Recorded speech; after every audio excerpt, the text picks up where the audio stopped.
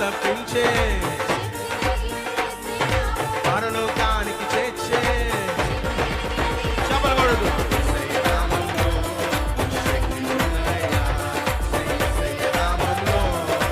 నమ్మి చెప్తాం దగ్గరగా యేసయ్య నామంలో శక్తి ఉన్నదయ్యా.